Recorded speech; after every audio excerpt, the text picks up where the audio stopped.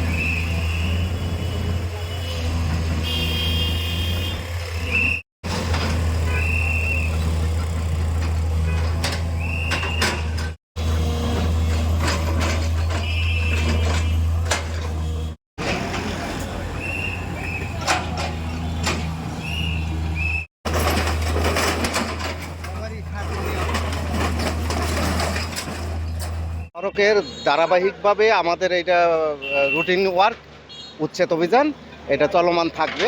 ধারাবাহিকভাবে সবই উদ্ধারের ব্যবস্থা নিয়েছি। আমার যেতটুকু আছে সেতটুকুই আমরা ভাঙছি, এখানে কোনো বাদ দিয়েও ভাঙা হয় নাই বা কম বেশি করা হয় নাই।